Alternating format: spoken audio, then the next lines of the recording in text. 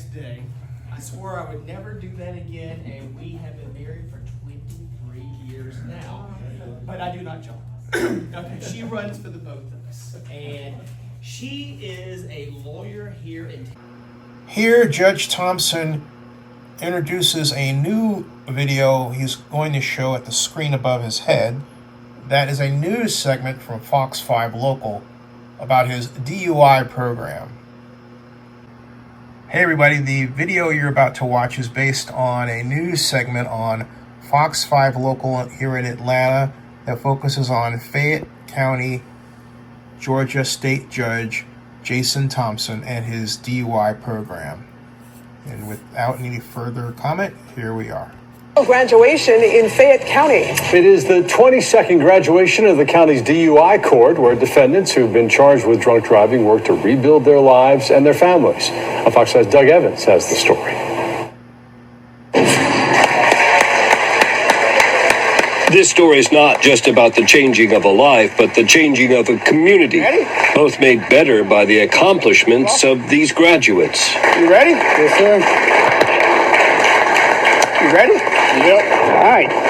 All right, good job. This is the DUI drug court in Fayette County. 3 graduates celebrated on this night by their family and friends and local leaders, and some even by the police departments that arrested them for drunk driving. It was started in 2017 by Fayette State Court Judge Jason Thompson. Because we didn't have any other tools in our toolbox other than jail. But we wanted to find a way to treat cases differently where the root issue was a substance use disorder or mental health issue. So we started the DUI drug court. They must all go through intensive supervision, drug testing, rehab, and recovery programs. The alternative is jail, which some of them have been to many times before. Alex Nugent has 2 DUIs on his record, he says. After receiving his diploma, his parents thanked the program for giving them their son back. So this was actually really important. I could have chosen to stay in jail and done my time, and once I got out, I'm done, over with, nothing.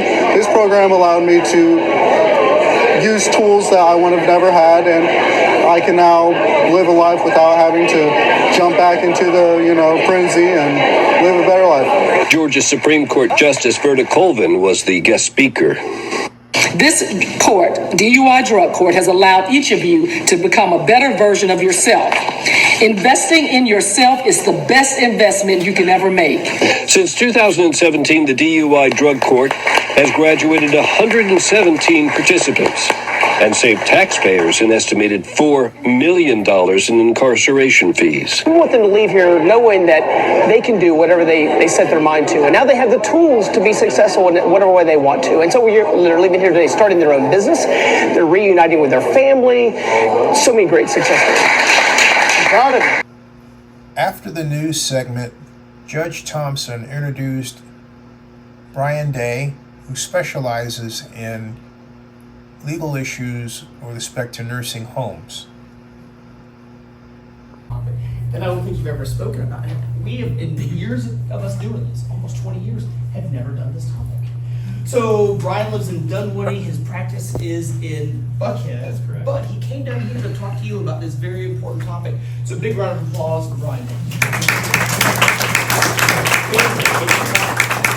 Yes. Oh, thank you so much. Oh.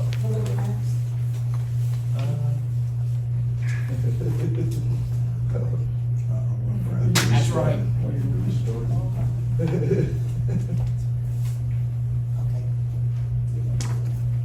Is that me? Yes. That's me. Oh, let me go again. Okay. Okay, perfect. I like the introduction. Now please welcome. Well, I appreciate you allowing me the opportunity, Judge Thompson. I think his energy is amazing. I came in here after a long drive, and you just got me so energized. I'm pumped to talk about nursing home negligence. What a topic. My name is Brian, and like you said, I work out of Buckhead. I'm the owner of Dayton Trial Law, and welcome to the People Law School. This is such a great opportunity. When Judge Thompson asked me to do this, I said this is a great opportunity to be able to talk to people from the community. And the first thing that my mind went to was, oh my goodness, I have to do a CLE talk. Let me put a bunch of law into it. And then I had to kind of tone it back and went, well, I got to consider the audience. This isn't a law school class, this is the people's law school. So, like I said, this afternoon we are going to talk about nursing home negligence, long-term care, and elder abuse. That is kind of a heavy topic.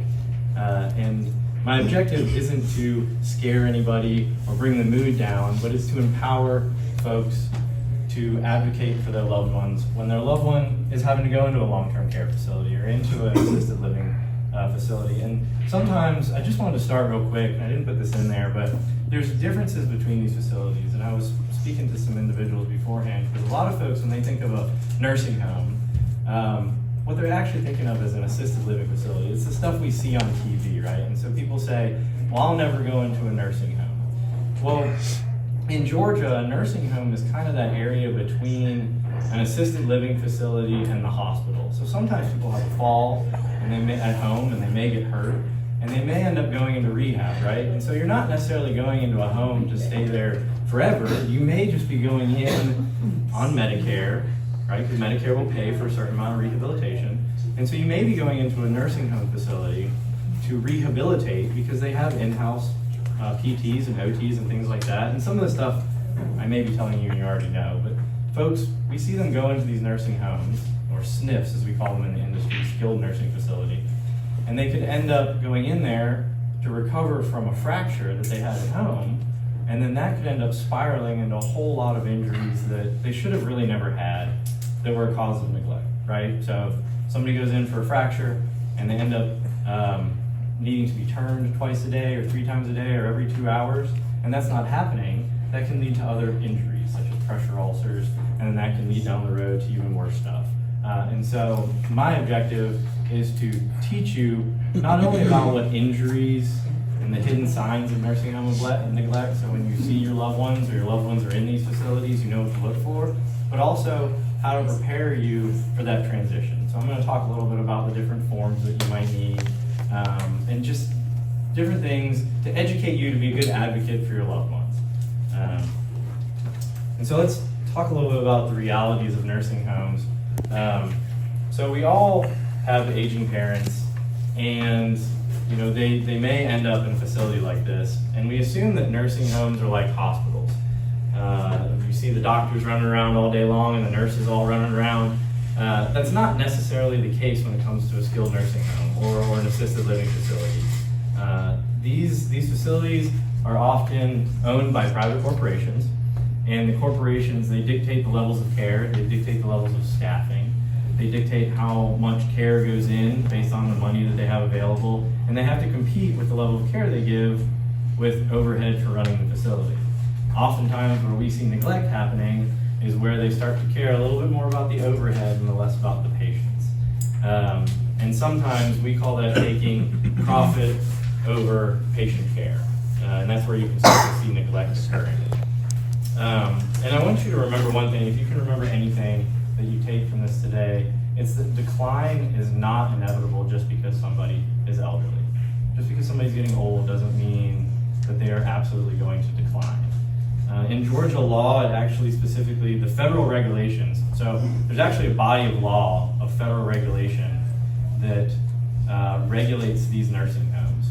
And that federal law says that they must provide the highest practical physical and mental care to the patients. So what does that mean? It's very vague, and we'll get into how we assess that standard of care later on. But that's essentially what these facilities are required by law to provide. And what it also means is if your loved one goes into the facility and they could walk in, it doesn't mean that they shouldn't be able to walk out, or they should lose their ability to walk. If they go in with clear skin, they shouldn't end up with pressure ulcers or bed sores because they're not getting the care that they need. Okay? So let's talk about some of the hidden signs that we see in the industry as attorneys. Well, first let's start with the obvious signs, right? That's not really what we know what neglect looks like whenever it's blatant and in our face and obvious, right? Somebody has a broken bone or a fracture or a black eye.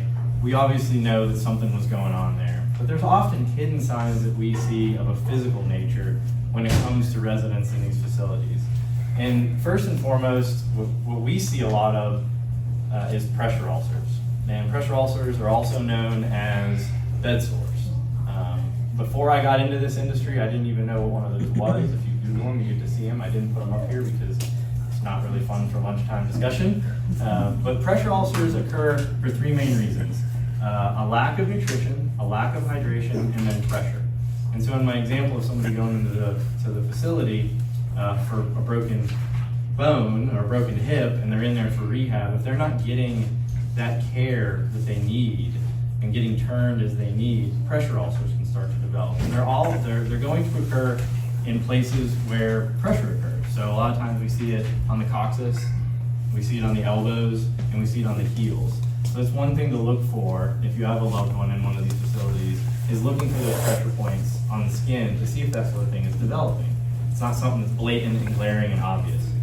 The other thing is unexplained bruising. So a lot of the times with residents in a nursing home, especially the ones who have dementia and they can't communicate as well as people who are more lucid, they need assistance with transferring. So in and out of wheelchairs or in and out of bed or to the bathroom. And a lot of times we'll look to the interior of the arms or the legs, and you can see where individuals have been handling the residents in a rough manner. So you want to look for those kinds of things. And then third, you want to look at hygiene. So when you go into the room, is mom or dad's hair matted? Does it smell like urine? These are just some of the signs of the facility potentially not doing what they should be doing. And it's just another physical sign that you can look for if you go into a skilled nursing facility, and just things to look out for. The final thing is rapid weight loss. We as a society already don't take in enough hydration, even when we're not in a facility like this or older individuals. And so you really want to be making sure that your loved one is getting a proper amount of hydration, right? Look around the room. Is the water pitcher full? Is it within reach? Are they able to get those kinds of things? So that's just another physical sign that you can look for. Also, we have behavioral signs. Behavioral signs are going to be a little bit different because we often see those with individuals who have dementia who can't communicate. And that's really the bottom line here, is it comes down to communication. So if they're not able to communicate with you about what their issues are, you have to look for other signs that neglect might be happening. And so we tell people in the nursing home industry that you're looking for behavior changes. So if you're in the room and a certain nurse comes in and they stop talking or they flinch, that could be a sign that there's something more going on there, something more that you need to investigate and look out for. Withdrawal, so mom or dad's in the facility and they used to play bingo or they used to garden or something like that, and they're not doing that anymore, that can be another sign that there's something going on that you should look out for, that you should be investigating further. And we also hear about this term of sundowning. I've often seen it in charting and in the medical records in cases that I've handled, where a lot of times they'll just tell the family, oh, they're sundowning. It's just normal. It's just part of getting older. They're not, it's just how they act in the evening times. That's not always necessarily the case. One of the biggest signs that somebody has a urinary tract infection or they have additional injuries is confusion. That is actually a symptom of one of those illnesses. And so if you mix confusion with somebody who has dementia and the facility's not checking them for these additional illnesses, you can end up with that neglect. And we've seen cases, or I've seen cases, where UTIs have actually led to sepsis and death. And it's just because people aren't checking and doing the things that they need to be doing for those residents. And then finally, regressive behavior. So if anybody's dealt with somebody with dementia before, they know that they kind of regress into a childlike state. Well, you need to be monitoring what is going on there, right? If they're sucking their thumbs, if they're regressing further and faster than what you believe, and everybody has that spidey sense, right? Like if you're dealing with mom and dad, and this is really strange. I was talking to them, they knew who I was, and now we've gone a year ahead of where this potential regression should have been. That should throw up some red flags, right? That means that there's potential trauma going on that needs to be investigated.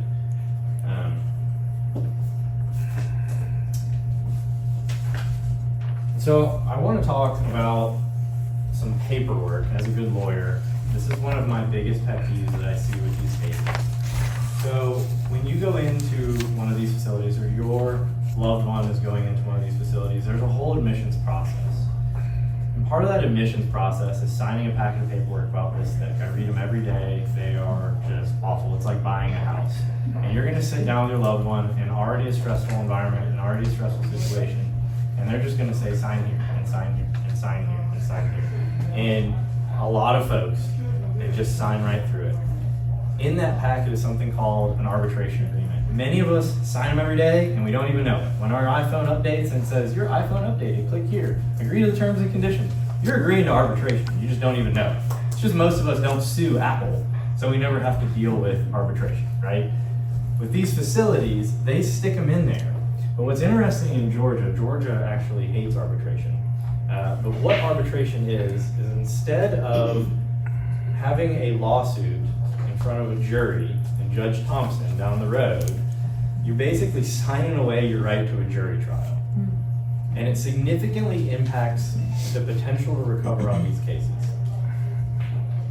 And what arbitration ultimately does is you no longer get to go to the courthouse and be in front of a jury of your peers.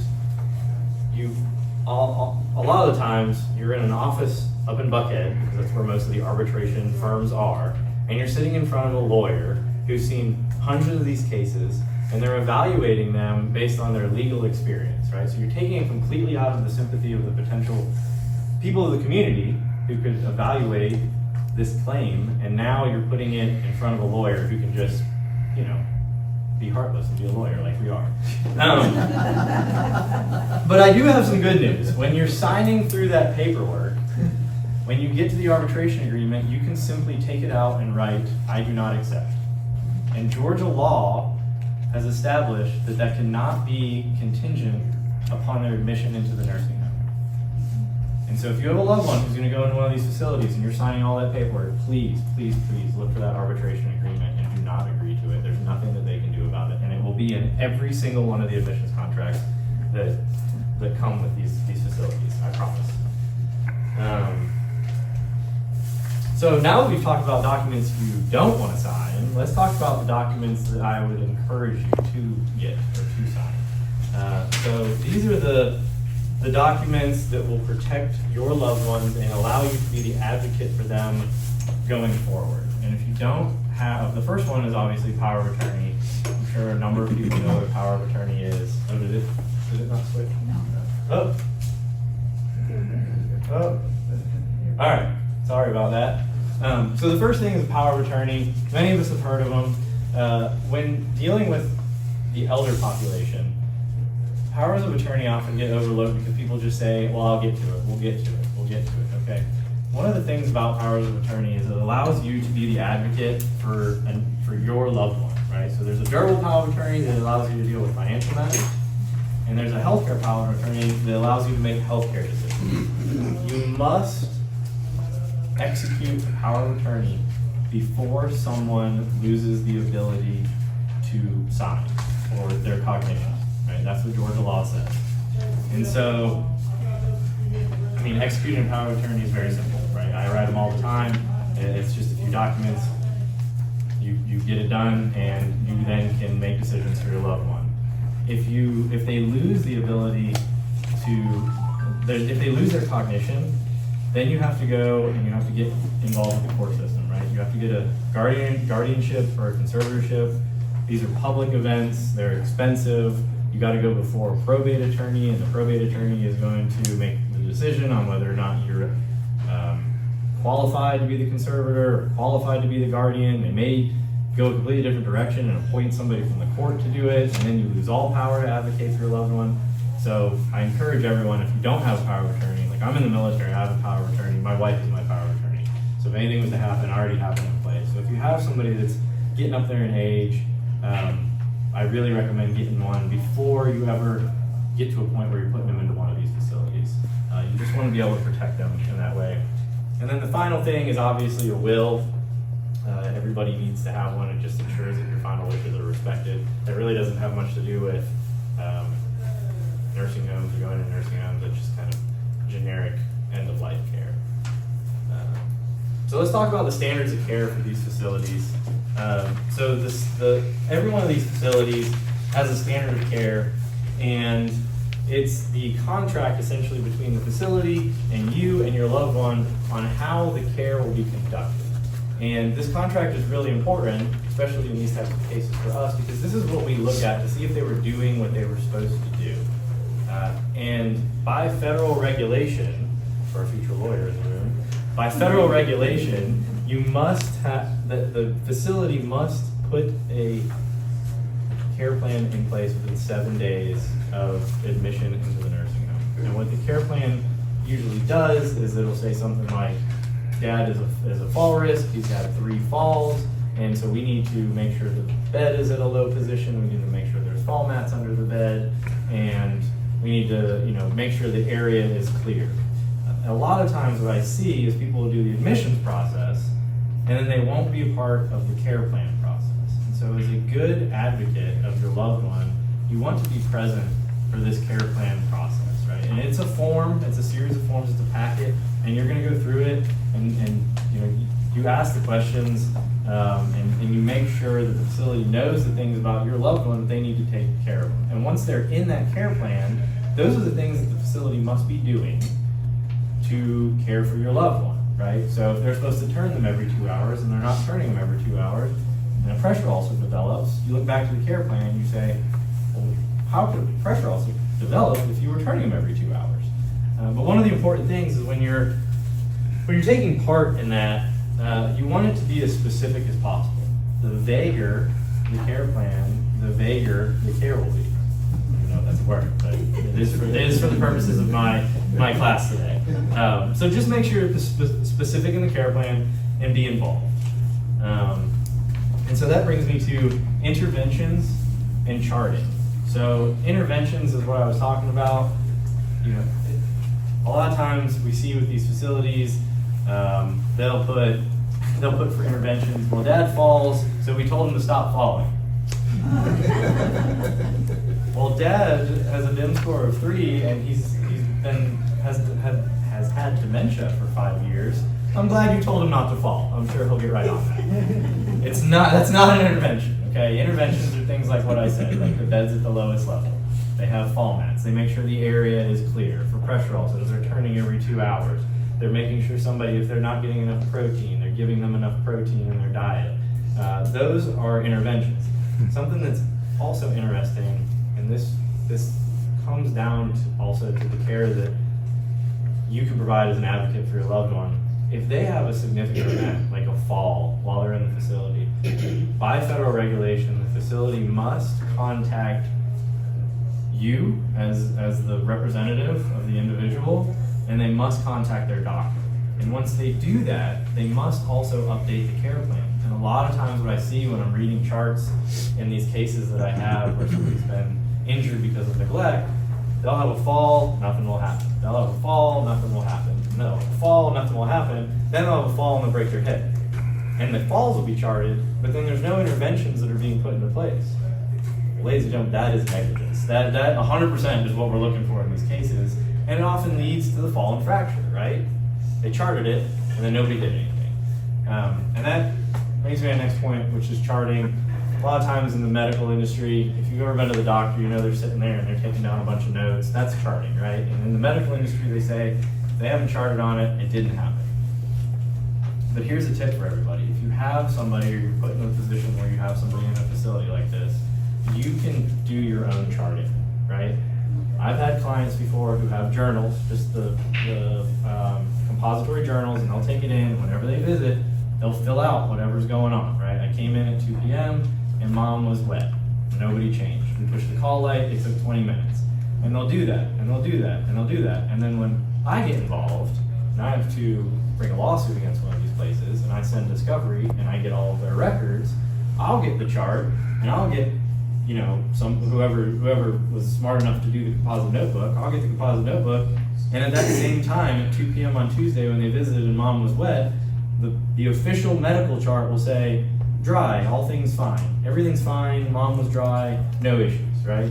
And so, as an advocate for your loved one, you can use that information not only to prevent this kind of stuff, but should something happen, we would be able to have that to prove that they weren't doing what they were supposed to be doing.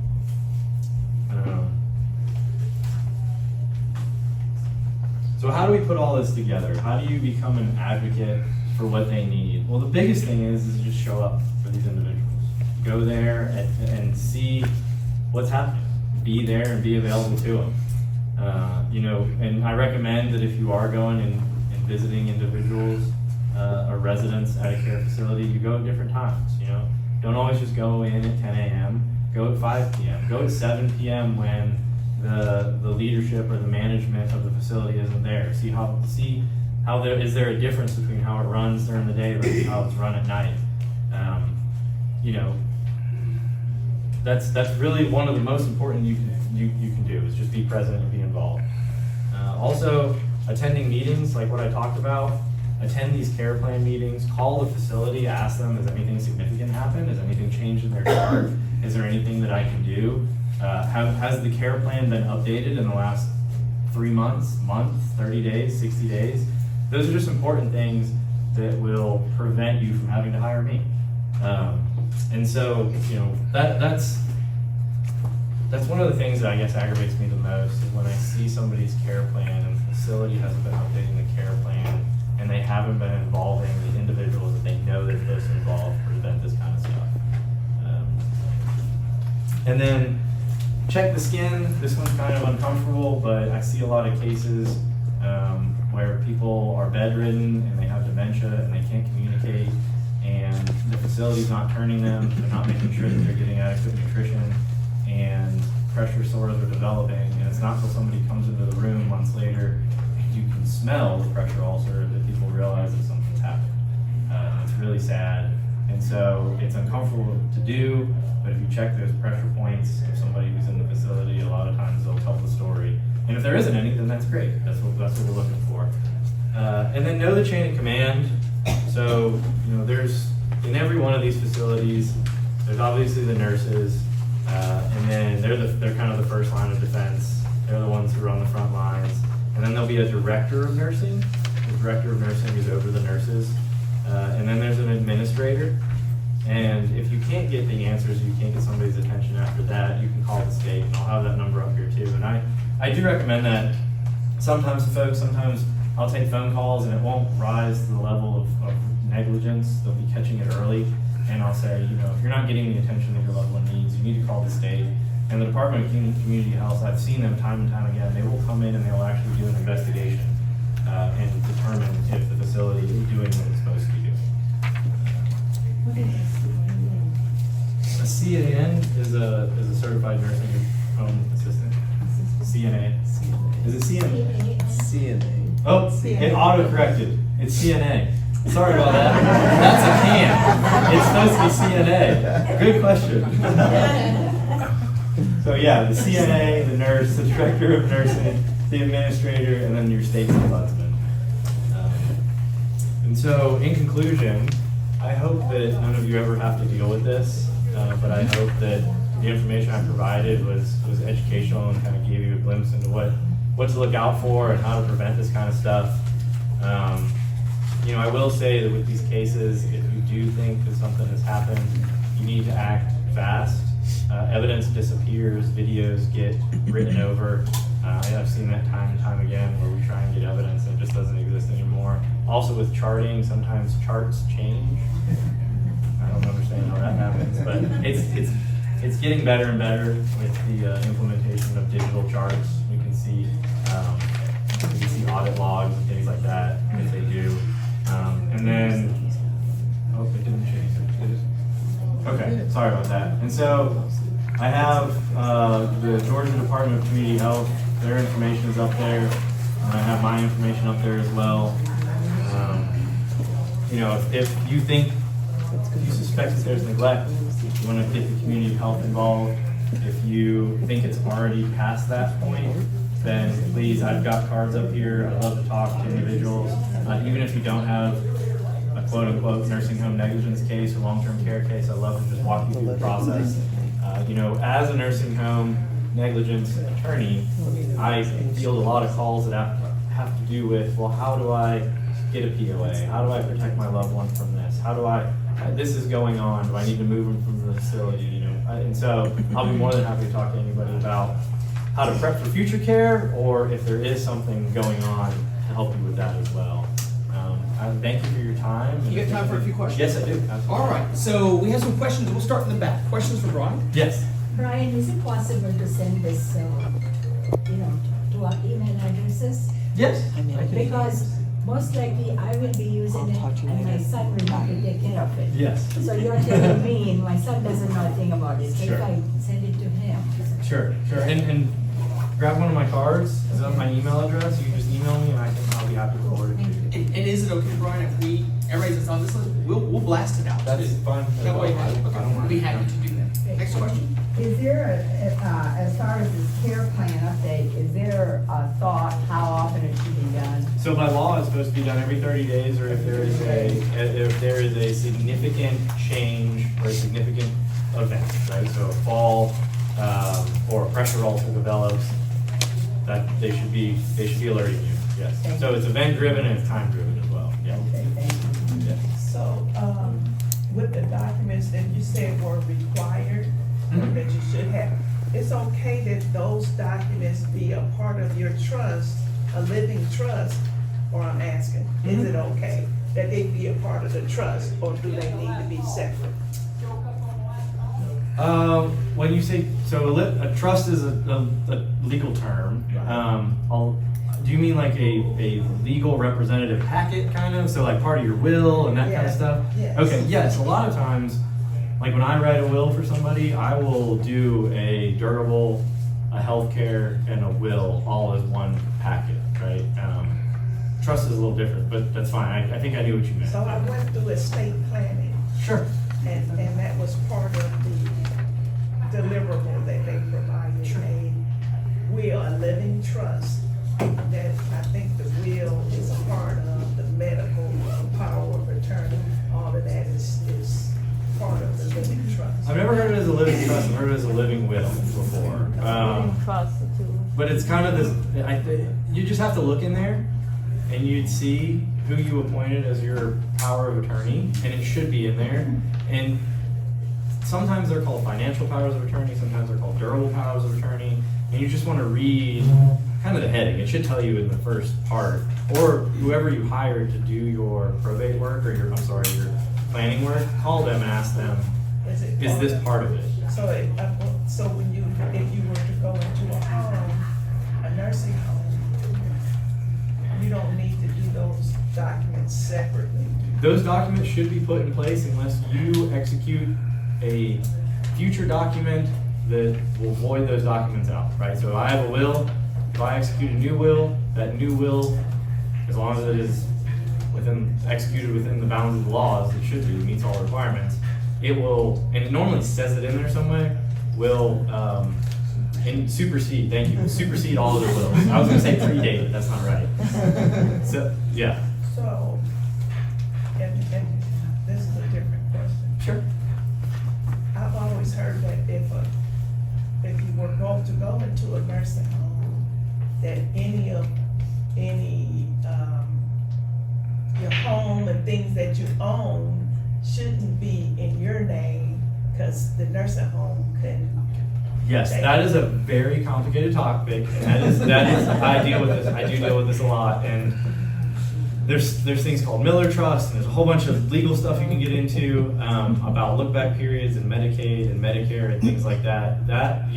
I would not advise you myself on that. I would actually put you in touch with an estate planning attorney, because that gets into a very complicated area of law where you need somebody that's what they do.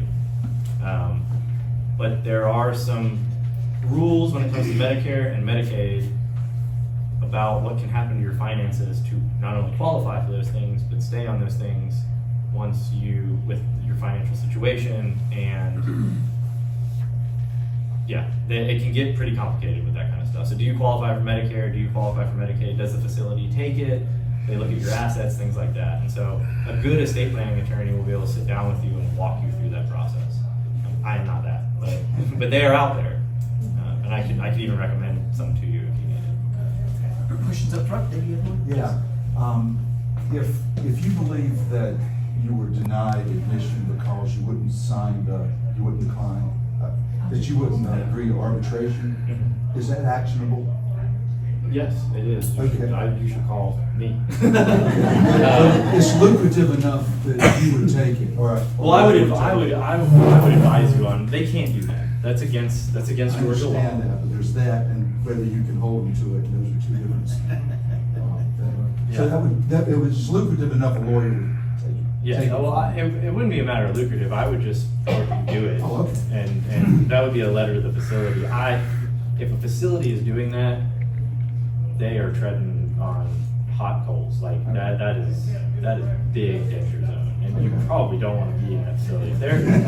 If they're directly violating Georgia law by declining residence for an arbitration agreement, What else would they do? yeah, exactly. I think this is a question in front of you. Yes, we have a friend who has the sister of a brother who had who was put into a home, and somebody told her only to get a financial power of attorney. Otherwise, as a guardian, to get a guardianship or a whatever the other Conservatorship? or the other power of attorney, that she would become liable for somebody could go after her finances then and her. Is that true? No. So As a power of attorney, that doesn't make you liable for the actions of the person that you are a power of attorney I mean, it was a over. big mess, and they just said, just get a financial power of attorney, don't bother with the other one, you could be liable, and I thought that was strange, but. Yeah, that's why I'm glad Judge Thompson brought me in to talk. Get I think we had one in the back, question in the back. I was just gonna say, how would you be able to prove that the reason you were not accepted was because you declined? Nobody's gonna say that. Well, I mean, they wouldn't accept you into the facility. And then the question would be why, and you could inform the state, and then we could go into discovery and different things like that. But I personally would report or help you report that to the state if somebody wasn't taking you, and that's part of what the ombudsman would do, and they would cite the facility for doing that. And I was explaining to somebody beforehand, these facilities are generally, if they're taking Medicare money, which the majority of them do, they are being regulated and have to follow the rules and laws of Medicare and the federal OBRA regulations. And if they're not doing that, the state and the federal government can come in and they can do an investigation and issue what's known as an F tag, and we can get into all that. But essentially what they're doing is they're putting them on the public portal and rating these facilities, and so it's public record. And so if they're doing things like that, and the state's coming in and investigating, and they're showing things like that, they're going to get fined. They're going to get in a lot of trouble, and all that stuff ends up on their public portal for people to see. So when you type in, Shady Acres Nursing Home, it's going to pop up and it's going to show they're a 1-star under Medicare, and these are all of the infractions that they have. And so, I would recommend calling the ombudsman, and I can help you do that, and that's how we would do it. And then they're just going to ask obvious questions. Why this person came? Here's the admission. You were going to admit them, and then you didn't. Why didn't you admit them? And Ryan, if there are other questions, can you stick around? Yes, I'll stick around. And is it okay if I send out your information as I wanted to call your office? Please do. Great topic, great speaker. Let's give him a big round of applause.